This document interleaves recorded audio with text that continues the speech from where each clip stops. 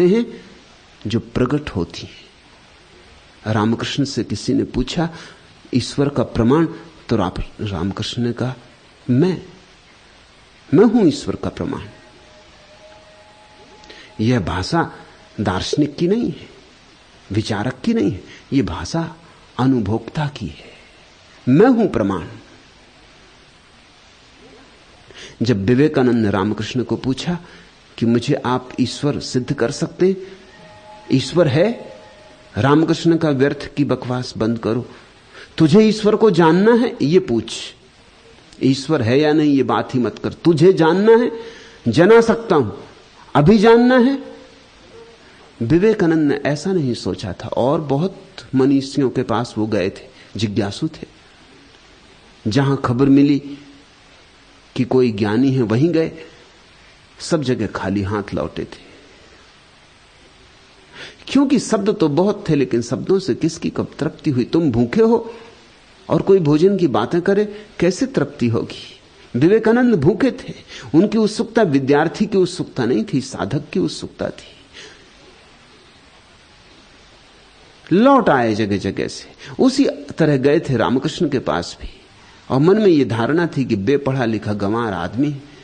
जब बड़े बड़े पढ़े लिखों के पास कुछ नहीं मिला, महर्षि देवेंद्रनाथ के पास गए थे। वो रविन्द्रनाथ के दादा थे, उनकी बड़ी ख्याति थी, महर्षि की तरह ख्याति थी।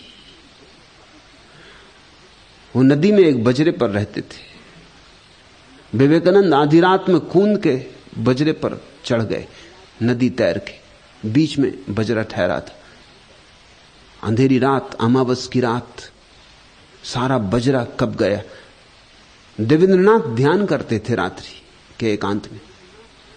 आंख खुल गई, ये युवक खड़ा है सामने, भीगा भागा, छोटा सा टिमटिमाता दिया है बजरे पर। पूछा क्या चाहते हो? विवेकानंद ने कहा ईश्वर है। देवेंद्रनाथ भी चौंके, ये भी कोई वक्त है पूछने का? ये कोई जिज्ञासा करने का समय है? आधी रात किसी के बजरे पे चढ़ाना, भीगे भागे अंधेरे में खड़े हो जाना, पूछना ईश्वर है। एक क्षण झिझके, युवक पागल मालूम होता है। उनकी झिझक देखी कि विवेकानंद वापस कूद गए नदी में। पूछा देवेंद्रनाथ ने कि युवक वापस लौट चले क्यों? विवेकानंद ने कहा आपकी झिझक ने सब कह दिया कि अभी आपको भी पता नहीं। झिझके क्यों आप? जिसे पता है उसे पता है। उससे आधी रात पूछ लो सोते में से जगा के, तो भी उसे पता है। जिसे पता है उसे पता है। आपकी झिझक ने सब कह दिया, मुझे कुछ पूछना नहीं। तो स्वभाव था, जब महर्षि देवेंद्रनाथ जैसे ज्ञानी पंडित, जगत विख्यात भी उत्तर न दे पाए हो, तो ये गांव का गंवार रामकृष्ण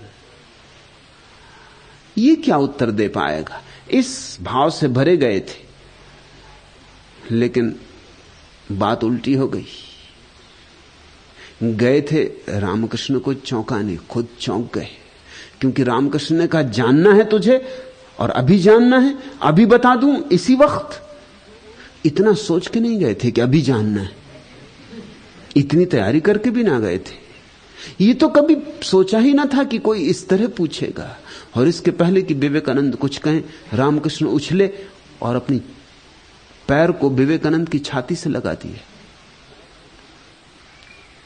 ये कोई ज्ञानियों के ढंग नहीं है, ये मस्तों के ढंग है।